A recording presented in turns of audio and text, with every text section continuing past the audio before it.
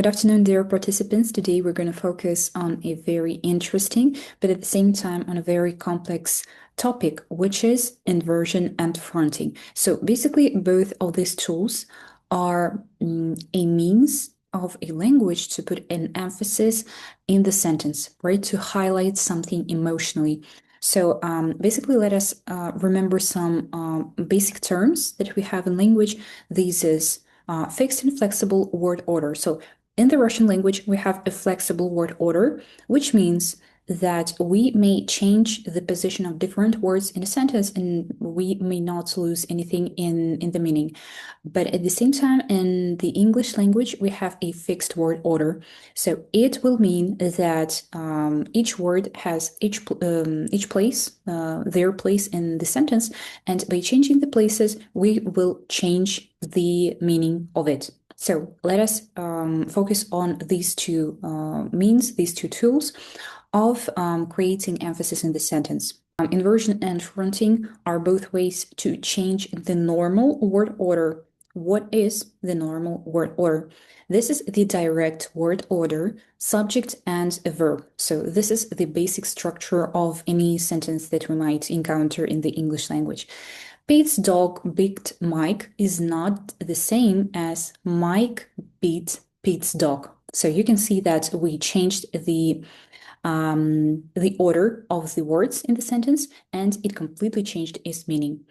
At the same time, the indirect word order is the same as a question word order.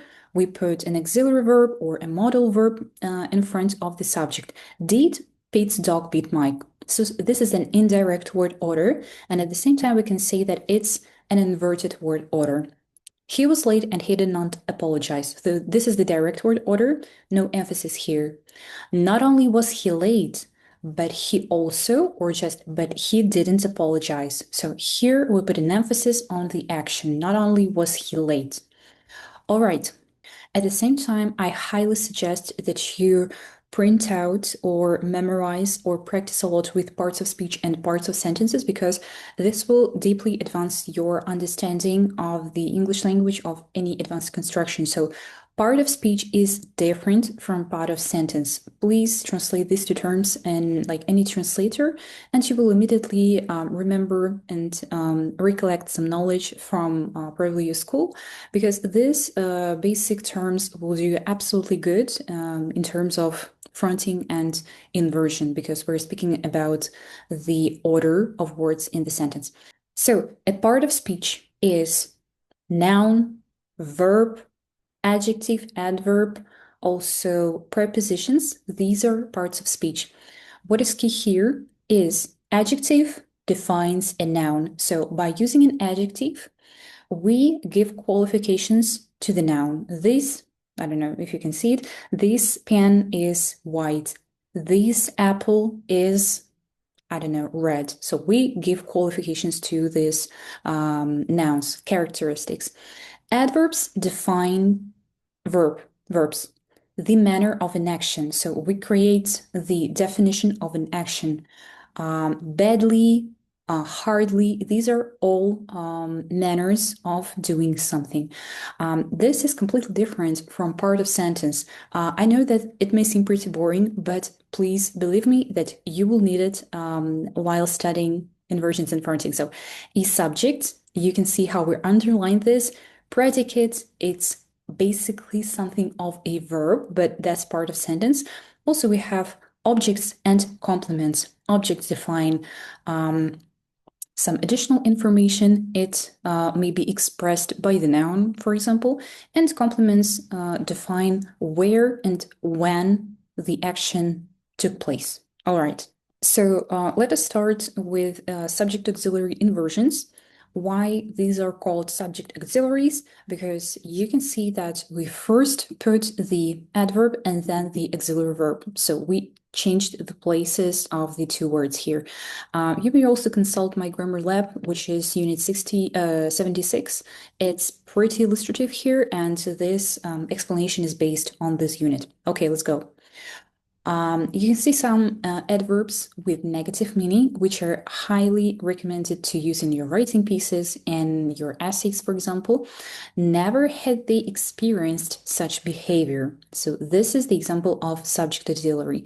Please have a look at other collocations and other ways to express inversions. I will name just some of them.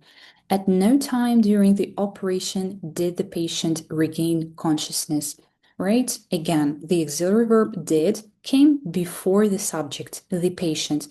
The patient is actually the subject of the sentence, but at the same time, as part of speech, it is a noun. Also, a very great example of inversion is the wish to somebody expressed by the word may. May he live to regret his decision. May you have a lot of wealth and plenty of kids, like a wish on a birthday party. Also, some examples where we cannot use inversions. No doubt he will give us a key. This is the correct sentence. I will not read the incorrect one. So after no doubt, we do not use the inverted word order. Also with only, we cannot invert the word order like this. Only members can park here, right? Or if we have a place, which is let me show you a complement, right? Where the action took place. Only on Sundays can members park here? There's misprint. On Sundays, can members park here? So right now, let us focus on subject-verb inversion. Again, why is it called subject-verb? The verb itself comes before the subject. Let us have a look. All along one wall climbed a beautiful rambling rose. So climbed comes before the word rose. Basically, this inversion is used to link with the information from the previous sentence.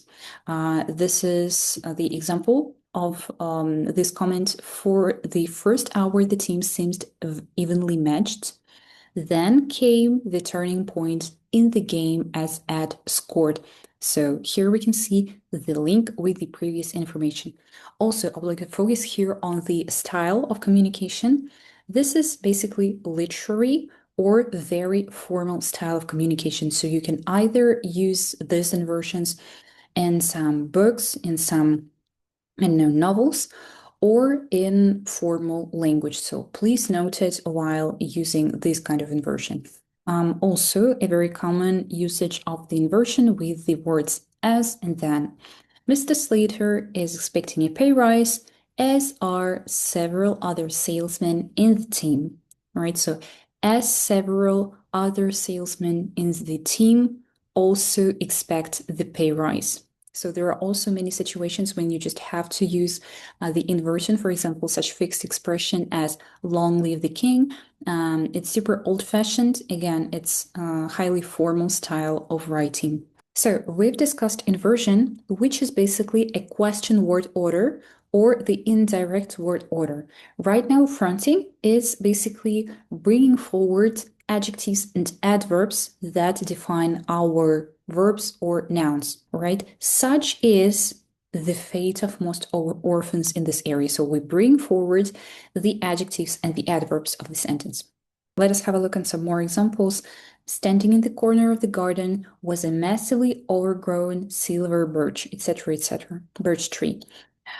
This might sound pretty unnatural for the English language because we are more attached to the direct word order in the sentence, but please be sure that this exists and please practice a little bit before using your inversion. So also a very interesting example of fronting is bringing forward the infinitive without to, only if it echoes an earlier verb, right?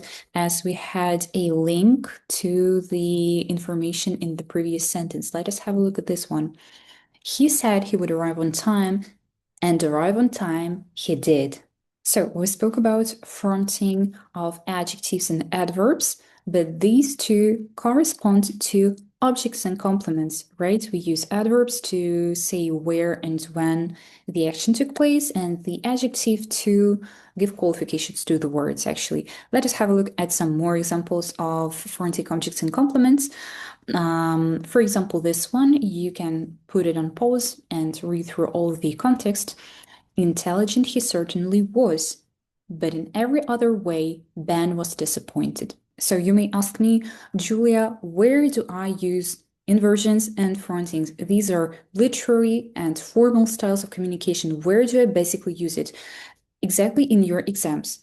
First of all, there are some cases of keyword transformation and demo tests. So, for example, let us have a look on some CAE exam tasks. The original sentence is, I have never seen such a beautiful sunset. The direct word order, no emphasis here. And we need to turn it into an inverted word order. We need to use an inversion and create a new sentence by using 2 to 6 words. Okay, let's do it. I will get back to the slide where we have this negative adverbs. Here we go. Adverbs with negative meanings. Hardly, scarcely, rarely, little, and never. Let us have a look at this example. Never had they experienced such behavior. The original sentence was, they had never experienced such behavior. So they put the negative adverb in the front, then the auxiliary verb, since it's subject auxiliary inversion, then the subject they, like who did the action, and then the main verb itself. Let us go to the next slide where we have this exam tasks. Here we go. Sorry for the spoiler. So we put forward the negative adverb never, then the auxiliary verb have, then the subject, and we have such sentence. Never have I seen such a beautiful sunset. Here we go. So we transform this sentence into another one by using the inversion. This is the keyword transformation from CAE test.